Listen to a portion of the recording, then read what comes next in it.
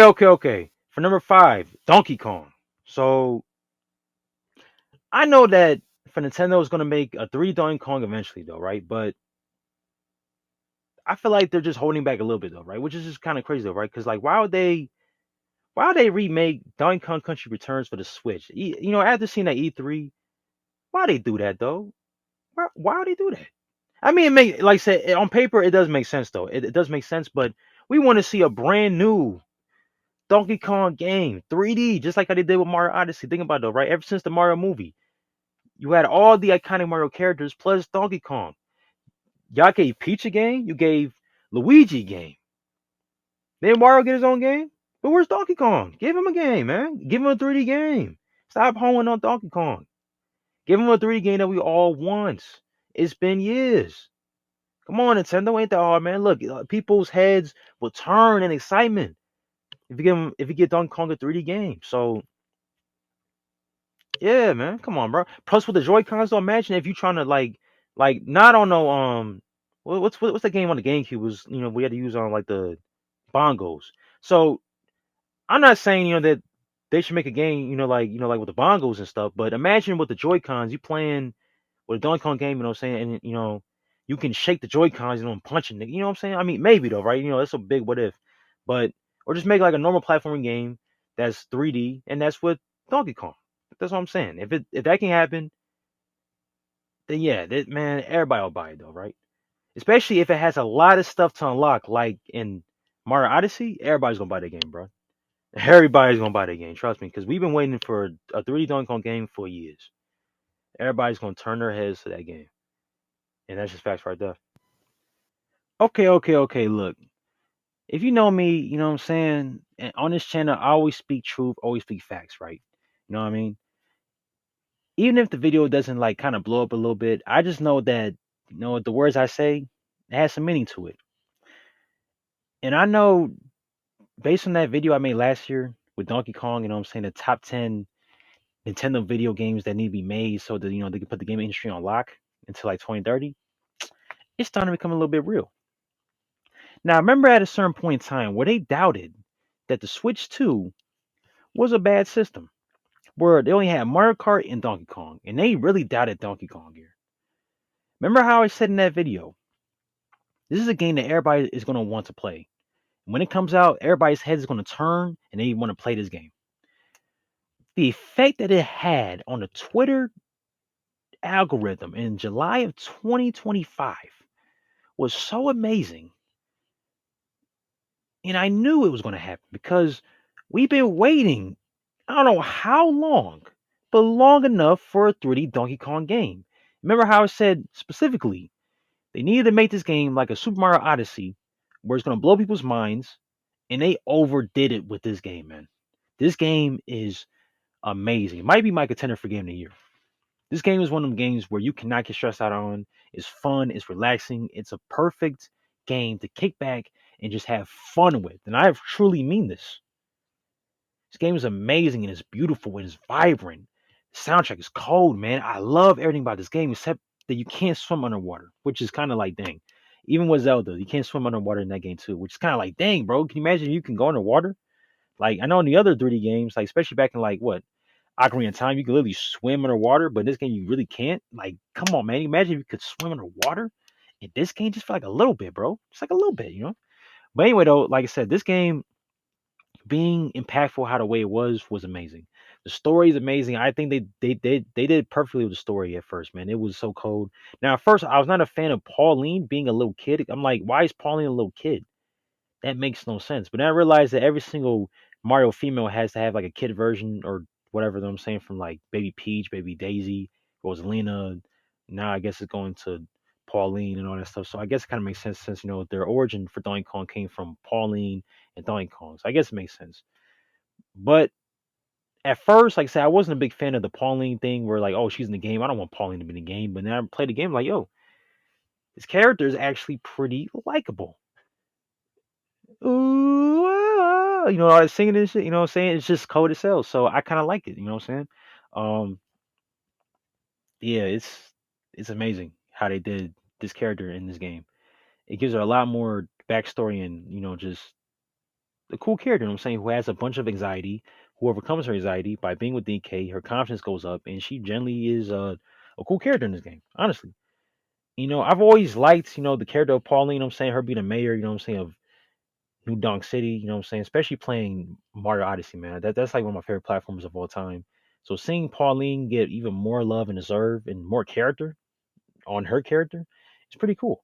And like I said, this game is amazing. The only thing I don't like it is how they made the DLC paid for. Now that's such milkish thing by Nintendo, man. Like this should have been the base game, low key. Something that you should have been to after you beat the game. But anyway, like I said, this game is fantastic though. The bosses are cool.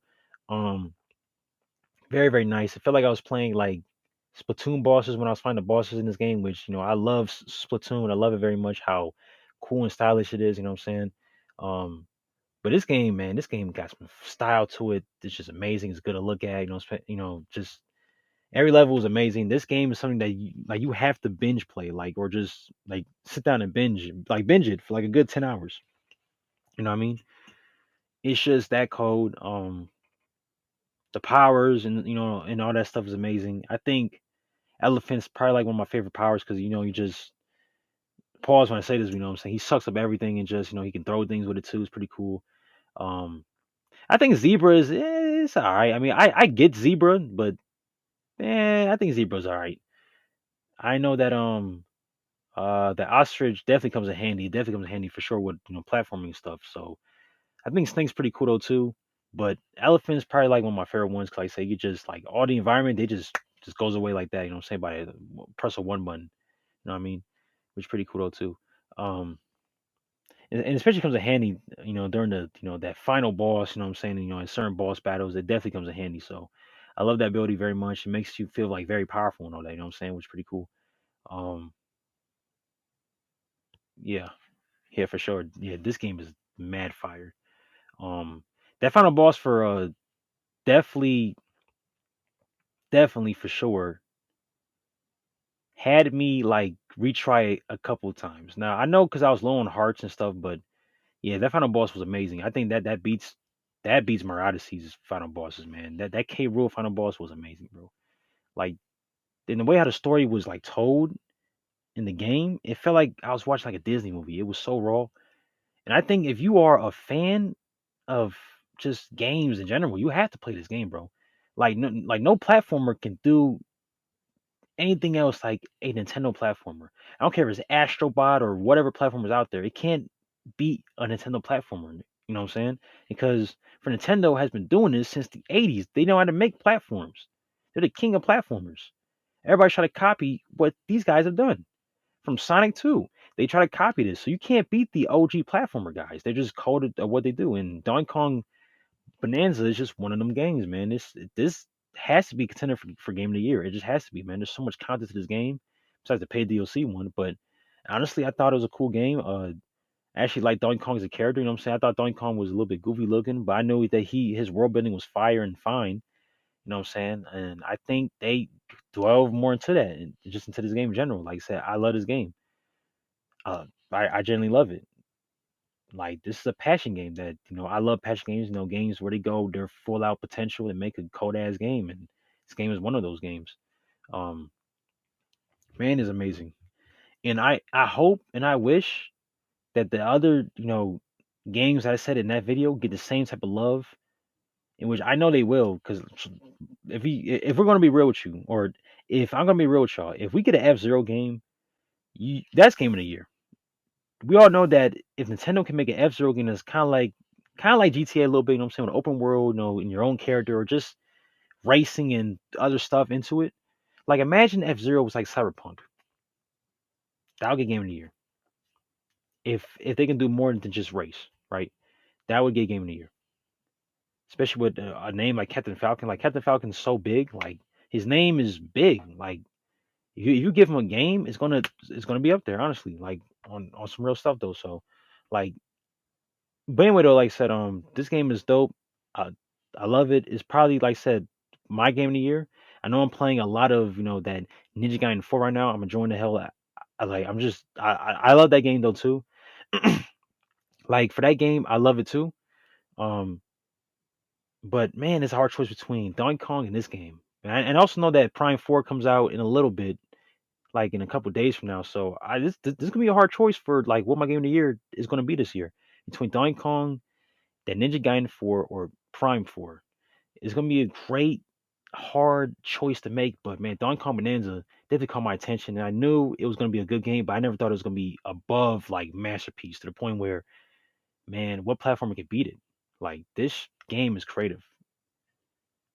This game is mad creative, and I'm gonna keep on enjoying this game for the next couple years to come because man, I'm gonna take my time in this game and I'm gonna just enjoy playing this game. This game is one of them games where you just take your time with and enjoy it, and for real, and that's the quality of Nintendo. You know what I'm saying? So yeah, it's just called like that. So anyway, though, whenever I say something on this channel and I kind of maybe predict something, just know it's gonna be brought to the light. The truth shall always come to the light. So when I said Donkey Kong is gonna come to the light and bring attention to the whole world and it's gonna shine. And it did. And I'm glad I spoke it into existence. And to me, that's just facts right there.